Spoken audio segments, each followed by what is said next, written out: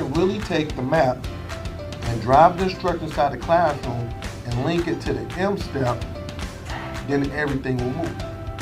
You see it? Ladies, third grade teachers, could you tell me, how do you think this professional development was for you today? PD. It was productive. It was exciting. We will never leave Mr. Hurts advising. Because the schools that I've worked with, the teachers I've worked with, their scores just go through the roof, because what I do is I talk about practical stuff that's practical. Because I'm a former teacher and also I'm a principal, so I'm gonna be telling you guys things that I know will work in your classroom.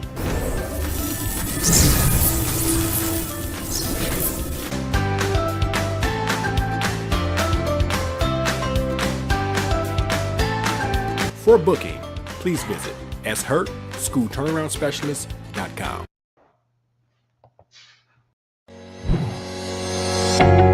So I believe that, if everybody say it can't get done, I'm like, yes it can, why not? I said, if these kids can't read, then I'm not gonna propose all this, mom, dad, I'm gonna look you in your face and say this kid can't read. We let them down. School, parents, we let them down, but I'm not gonna take them to the next grade knowing that they're not at grade level. It's funny because I'm always like, okay, how are schools successful? Well, schools are successful when they demand greatness. Greatness doesn't come. We're about to make history. We're about to learn. We're about to grow. We're about to make history. And then, mark my words, it's going to be other school districts, other places around it that's going to be doing this thing. We're going to be the first model. And I'm speaking that into existence, okay?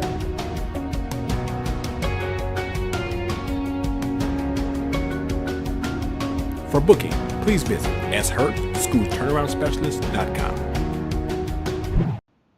Good morning, everybody. This is Sean Hurt once again with my Saturday morning podcast. And this is another heavy hitter. This morning, we're going to discuss how can we retain our most experienced and effective teachers in our high poverty schools.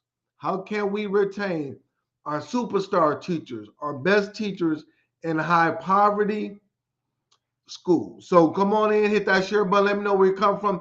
Give me 3 minutes as I get all of my Facebook, LinkedIn, and Twitter people in. We call ourselves the Fantastic Four.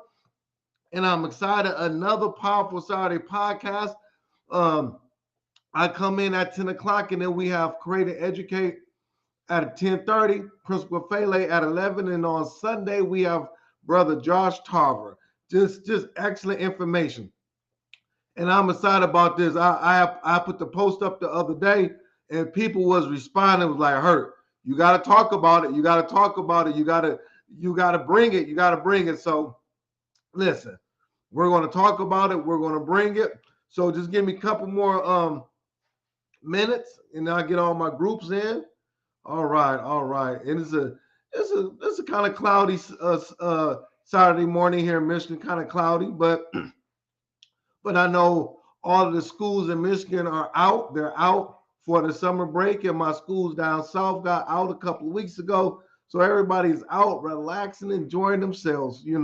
You got to recharge that battery. That's one thing that I've learned is to make sure that you recharge your battery. So let me get a couple more folks in, and then I'm gonna go ahead and see who's rocking with me this morning. Who's rocking with me this morning? Let me clear the captions out and go to my chat. And you said last week you was like, I'm bringing a friend. So we're gonna see who did what they said that they were going to do. Let me see who did what they said that they were going to do. All right. I got Principal Kafele. Good morning to you, good brother. Good morning to you. I got Dr. Shiki Houston. Good morning to you. Good morning to you. I got Dr. Wallace. Good morning to you. I got Brother David Bell in the house. Good morning to you. I got Mr. Rodney McCorkley. Good morning to you. Good morning to you. I got Brother Josh Tarver. Good morning to you. Good morning to you. Good morning to you. I got Stacy Lovejoy in the house. Stacy L. Lovejoy in the house. Good morning to you. I got my good friend, Dr. Jeter in the house. Good morning to you. Good morning to you. Make sure that share button. We got to get superintendents on. We got to get these people making these decisions on, because we got to talk about how we got to keep our superstar teachers. Good morning to you, Mrs. Melissa Jones Chuno. Good morning to you. Good morning to you. Who else I got in the house? Who else I got in the house? I got who else I got? I got AD Faison. Good morning to you. I got Constance Sherrod. Good morning to you. All right. Go ahead and I got Dr. Joe Griffin. Good morning to you. So go ahead and let's hit that share button. Let's go ahead and get this out. Let's get this out. All right.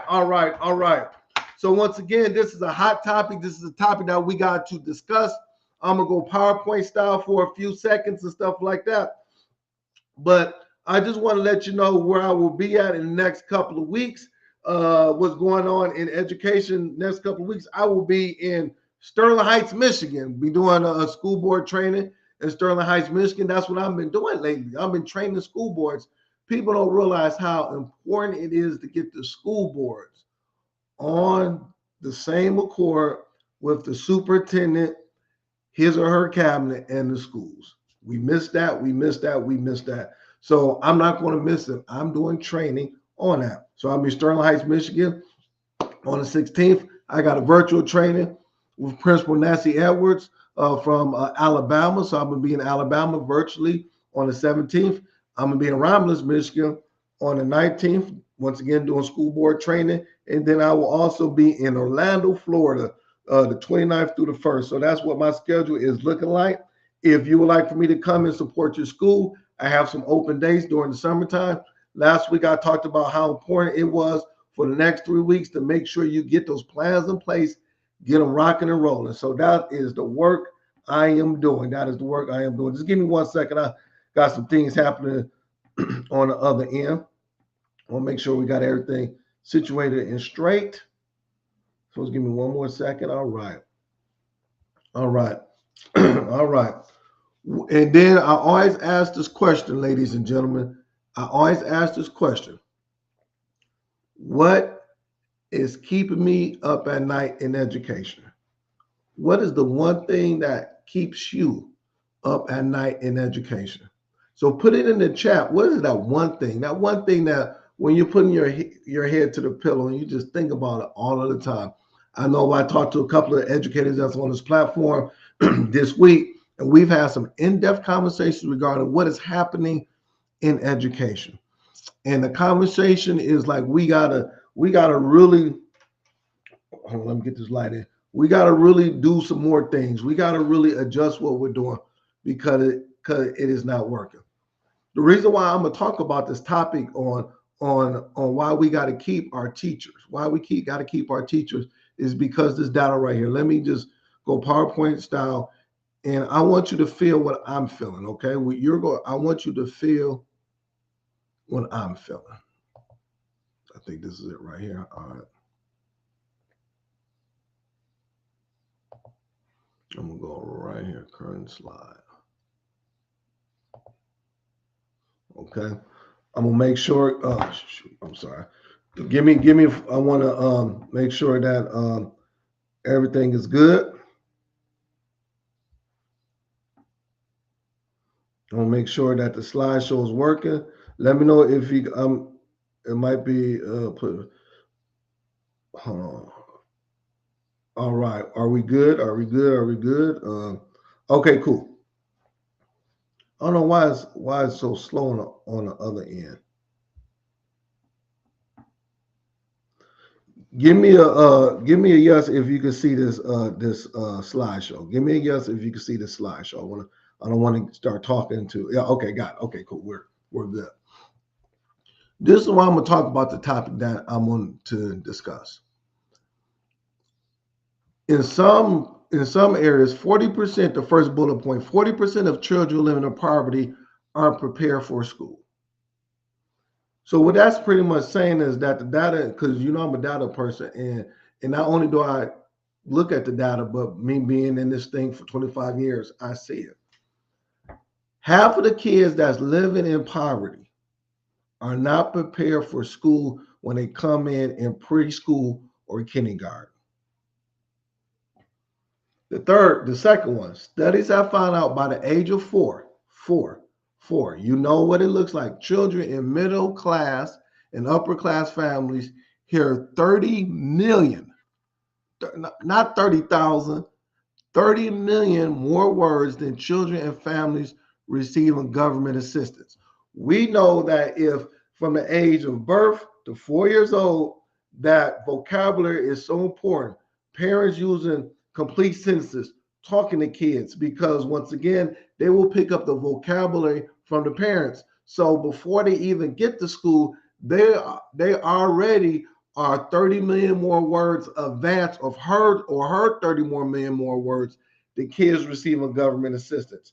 I am not saying that these kids cannot be successful. You know what I believe in. I believe that we can do it, but we have to understand when our kids are coming to our schools, this is what's taking place. The third one, stay with me, everybody. Hit that share button. Stay with me. I told you, this is why I'm passionate about the work I'm doing. The third one, by the end of 4th grade, African American, Hispanic, and low-income students are already 2 years behind grade level.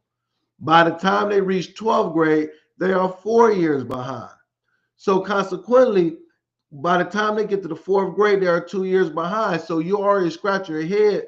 Well, that's why your kids are not being proficient on the state test, because the state test takes tests at grade level, standard grade level standards. And if you're 2 years behind, then that's a problem. Then by the time they get to 12th grade, they're 4 years behind. So when they're taking the PSAT, SAT, and those scores are not where they need to be at, we understand why. We understand why. It's not the kids cannot perform. It's not the kids are not good and bright and can't retain the material, but we have to understand what's taking place from kindergarten to 4 years old. That's leading to these things that's happening in the 4th grade and 12th grade. Someone said my small font. That's funny.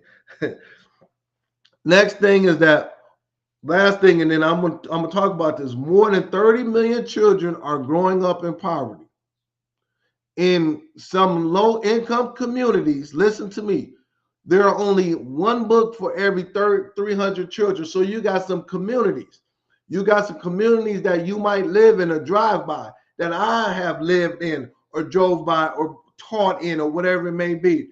So now, how do we get the kids prepared to read or at reading level when we don't have materials or books enough for the kids? So this is the data. So you ask me the question, what is keeping me up at night? This data right here. I've been sharing this data for the last 4 to 5 years all around the world. And I've been having a conversation saying we have to do better.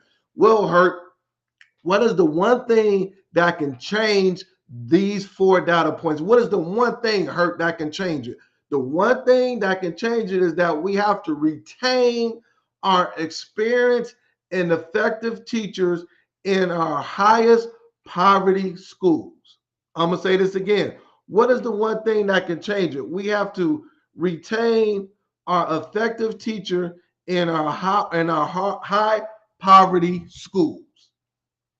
Okay, so I'm gonna break down the 4 things I know for a fact that can help to keep our superstar teachers in these high poverty areas, that can help and keep them. Okay, so it's going to take some work from the principals, the assistant superintendents, the superintendents in these districts to implement these 4 simple things that can help keep our teachers. Because once again, then I always had to ask this question. Our best educators, well, who are our best educators? The people that's on my podcast. I call you guys the best because I've seen your work. I've watched your work. You've given me testimonies on what's taking place. Our best educators should be working with the kids that need us the most. Why should I go to a place where all of the kids are at grade level? All of the schools are A schools. I'm not doing that except for coming to work, put the book in front of those kids, and they already know the material. But if I'm one of the best educators in Michigan, I need to be in situations where those kids, the community, the stakeholders need the best. Because if kids are coming to school behind and I'm good at what I'm doing, I need to be in those areas. And I don't care if you agree with me or don't agree with me, but those are the facts. Those are the facts. So I'm going to stop right there, hit that share button. Let me know if this is sounding good. Give me some feedback. Coach, I didn't answer about me. Yep, Coach didn't answer about me, Mr. and Mrs. Potato Plant. Mr. and Mrs. Potato Plant, those are the teachers who don't care about none. They need to be removed from your school and from your district. Get them out of there because they're not going to do nothing but cause harm and bring the school down. All right. So now you asked the question, what are these 4 things? I'm going to go slow because I want to break it down. Remember, I only have 30 minutes, so I'm going to go slow. I'm going to break it down. The first thing that we need to do in order to keep our effective and experienced teachers, remember, I use the word effective. You can be experienced. That means you've been teaching for 35 years or 30 years or 15 years, but you might not be effective. I'm talking about the effective superstar, those great educators. How do we keep them in our high poverty schools? The first thing is that you must create conditions for success at the school board level, district level, and school level. You must create conditions for success. I love sports, so I'm going to use a sports analogy. Any of the sports teams that have won championships year after year after year, their owner is on one accord with the president of the organization. The president is on one accord with the general manager. The general manager is the one that finds the players, draft the players. The general manager is on one accord with the coach. The coach is the one that's coaching and practicing every day, going over everything else.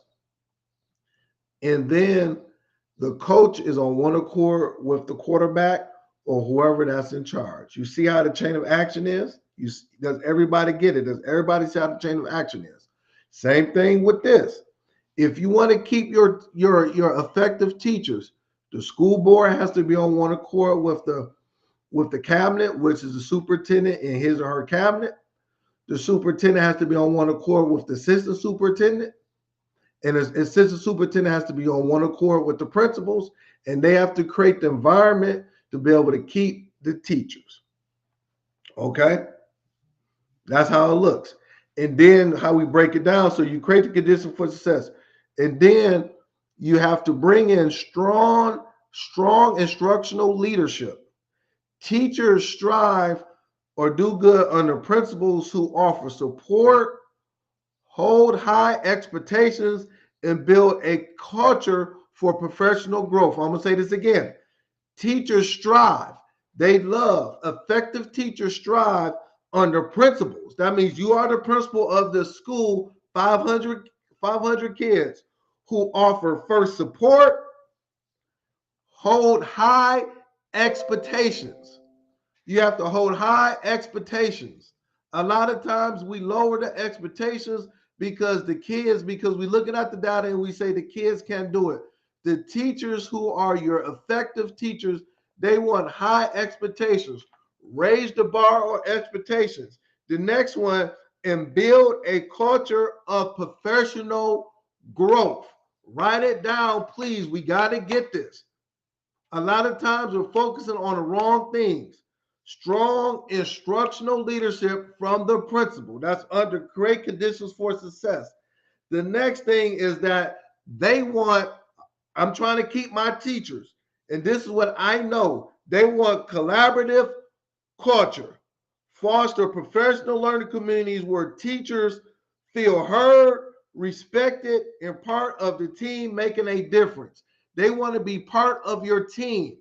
Now, I'm not saying put everybody on the team, but you put, and then I always talk about this, your leadership team. Those are the effective teachers. Use their talents to be able to, once again, feel heard. They want to feel heard. They want to feel heard. They want to They want to be respected, and they want to be part of a team, a winning team. You have to create that at the building level principles. I wish I had 50,000 principles on here because that is the most important thing. Well, why is my teachers leaving? Why is my teachers talking bad about my leadership? Because you don't have a collaborative culture. You make decisions on your own. You go in your office and then you come out and say, this is what we're going to go with. Who's going to want to support that when you've done it by yourself? Also, not only at the building level, but also at the district level. You have to be collaborative. You have people that have good ideas. They've been in the trenches. They see it. They know it. They're bringing you back the information. You must collaborate with them in order to move forward. It's not rocket science. It's not hard, but we're not doing it. That's why the data is saying by the 4th grade, the kids are 2 years behind in low-income schools. It is not because the kids can't learn. It has nothing to do with the kids. It's the adults. Because we don't have these things in place, and you guys, not say you guys, but the schools have been playing around for 5, 10, 15, 20, 25 years. How do you know, Mr. Hurt? I was part of it. I had to change this whole thing. Everything I'm telling you is what I've done. I didn't read this in the book. I didn't Google none of this. No, this is what I have done, and this is what I know that will be successful. Next one. Targeted PD, targeted professional development. This is all up under create conditions for success. Provide ongoing. Write it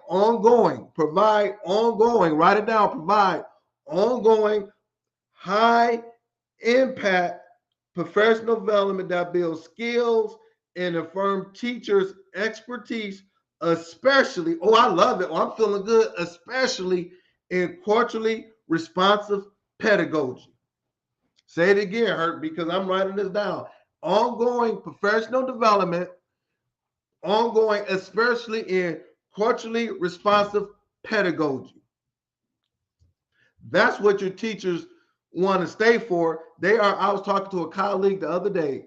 She knows who she is. She was like, our district been doing the same PD for 5 years. And everybody in there leave out of there like, really, why are we doing this? It's checking the boxes.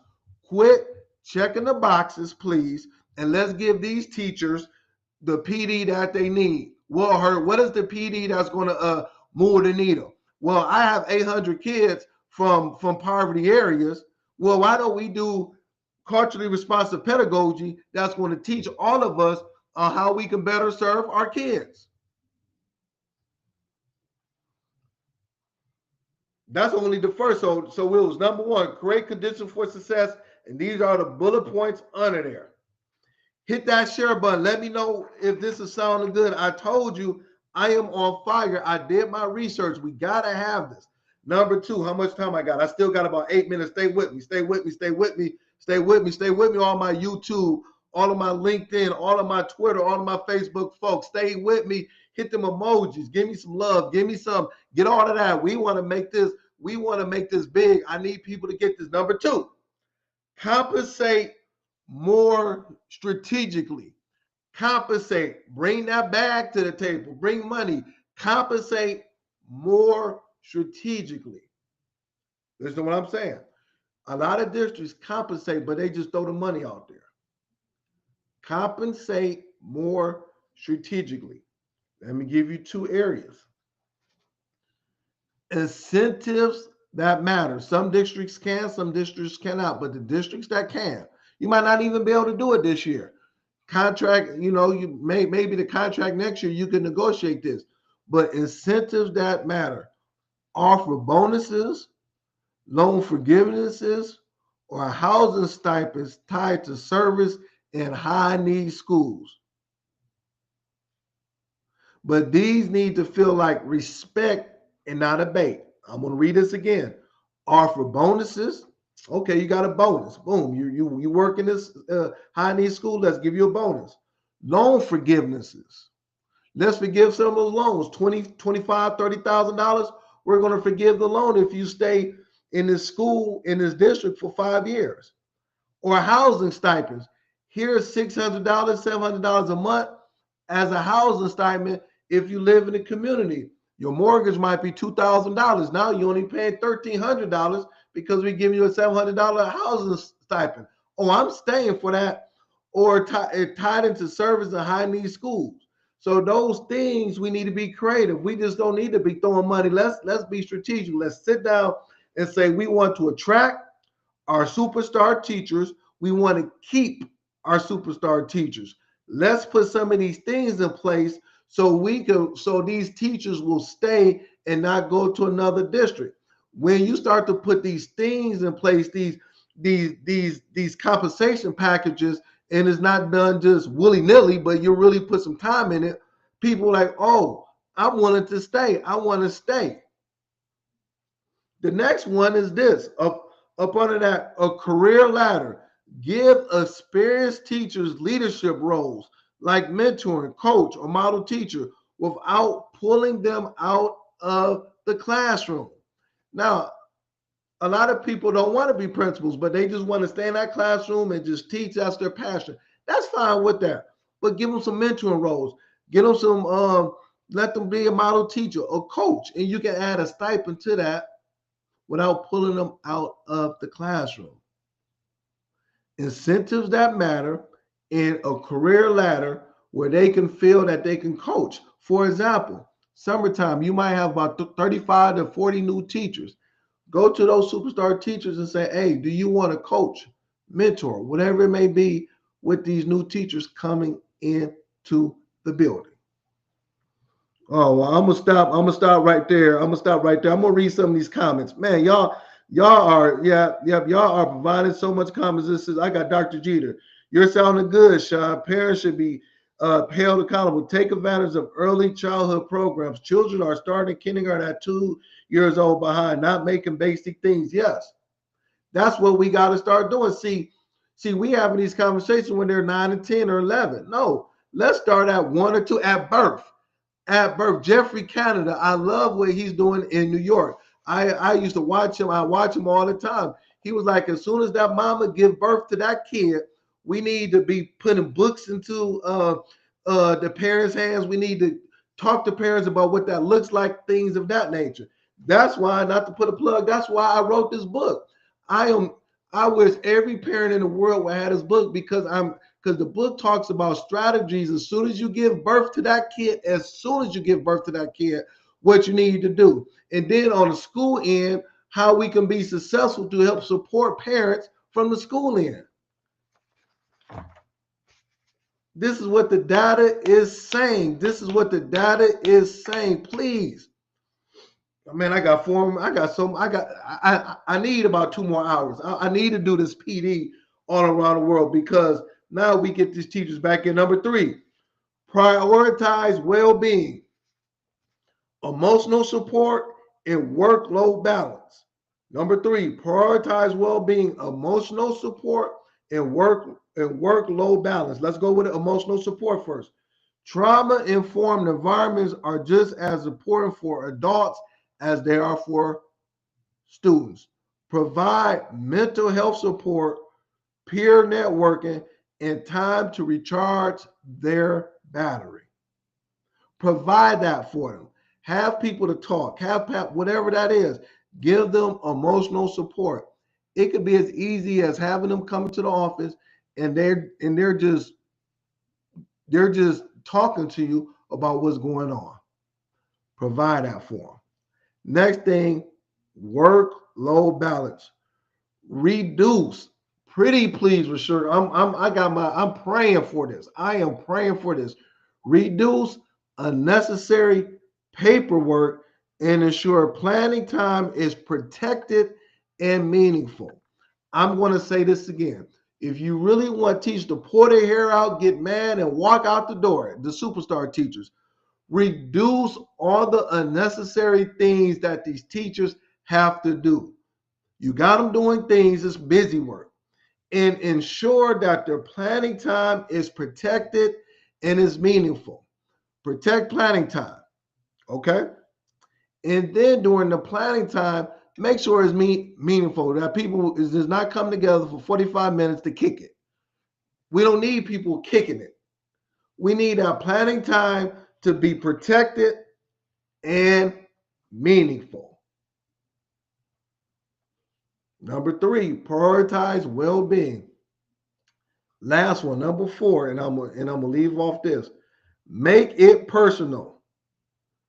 Recognize the voice. Celebrate success visibly and give teachers a say in school decisions. They need to feel not just needed, but they're part of it. Recognize these teachers, please. Recognize the teachers that are effective.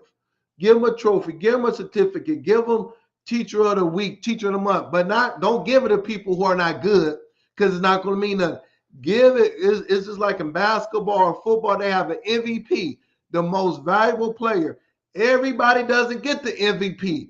Everybody doesn't get the most improved player. Everybody doesn't get it. Everybody should not get the teacher of the year.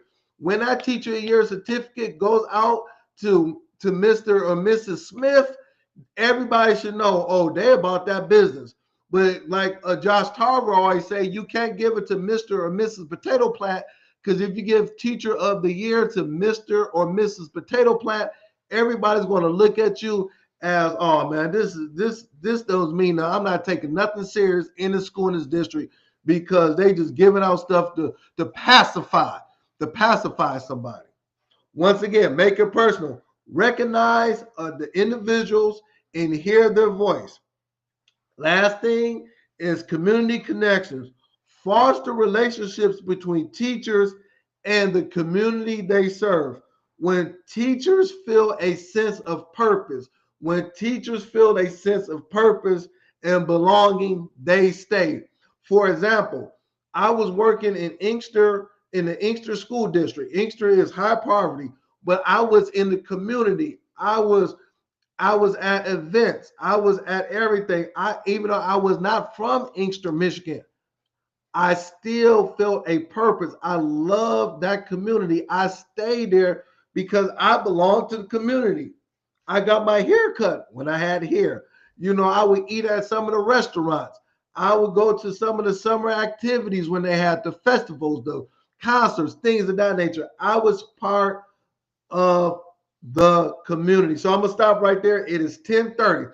So thank you very much. Please share this out. Please, we got to hear this. This is very important. I need teachers, those good teachers, staying in their schools. Okay. And the last thing is that if you like for me to come out to your school and district, I do this, I do that. It is the time this summer. Let's not wait. Inbox me. We'll go to make it work. And once again, if you have not picked up my books, go ahead and pick up my book. Support a brother. Support a brother. They need this. One is for parents and one is for schools. Let's go ahead and make this work. So thank you very much. Have a blessed weekend. Happy Father's Day to everybody. I see you next week, same time, same place. Let's go ahead and rock with my sisters from Create and Educate, Dr. Tammy Taylor and Dr. Shiki Houston.